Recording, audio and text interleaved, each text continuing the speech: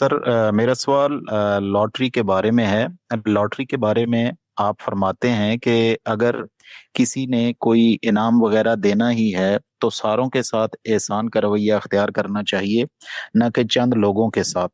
تو سوال یہ ہے کہ اگر میرا ادارہ ہے اور میں ایک رضاکارانہ اسکیم لانچ کرتا ہوں، اس میں اگر اسکیم کے تحت کوئی بندہ حصہ لیتا ہے اور چند ایک بندوں کو میں اپنی مرضی سے نہیں بلکہ معاملے کو ٹرانسپیرنٹ بنانے کے لیے قرآن دازی کے ذریعے سے انعام دے دیتا ہوں، تو اس میں شناخت کا یا حق تلفی کا کیا پہلو ہے؟ ہمارے معاشرے میں جو لوگ کمیٹی وغیرہ ڈالتے ہیں اس میں بھی معاملے کو ٹرانسپیرنٹ رکھنے کے لیے قرآن دازی ہی کا سہارا لیا جاتا ہے۔ شکریہ۔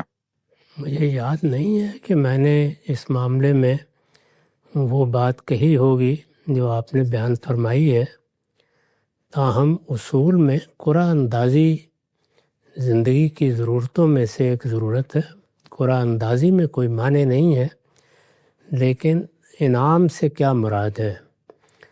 یعنی اگر تو کچھ لوگوں نے کسی کھیل میں حصہ لیا ہے، وہاں انہوں نے کوئی کامیابی حاصل کی ہے، تو آپ یہی کہیں گے نا کہ جو لوگ کامیاب ہوں گے ان کو فلاں چیز دی جائے گی۔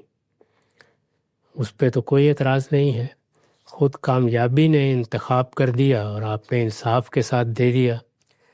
لیکن اگر آپ نے مثال کے طور پر اس طرح کی شرط عائد کر دی ہے کہ کوئی کامیاب ہو یا ناکام ہو ہم قرآن اندازی کر کے ہی دیں گے، تو پھر اس کی وجہ کیا ہے؟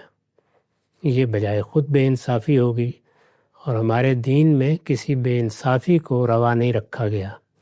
اگر آپ کی مراد یہ ہے کہ جیسے کاروباری کمپنیاں بعض اوقات کہہ دیتی ہیں کہ آپ ہمارے یہاں سے چیزیں خرید رہے ہیں تو ہم آپ کے لیے یہ انعام کا لفظ عام طور پر اختیار کر لیا جاتا ہے، حالانکہ کہ وہ اس لحاظ سے انعام نہیں ہے، اس کو نعمت کے معنی میں لے لیجیے، اس کا اہتمام کر دیں گے، اس میں کوئی حرج کی بات نہیں ہے۔ وہاں خرید و فروخت ہو رہی ہے، کوئی ایک شخص وہاں اپنا روپیہ لگا نہیں رہا، لیکن جب یہ کہا جاتا ہے کہ آپ فلاں معاملے میں ٹکٹ خرید لیں تو اب ایک ایک روپیہ بھی اگر آپ نے لیا تو کروڑوں لے لیے۔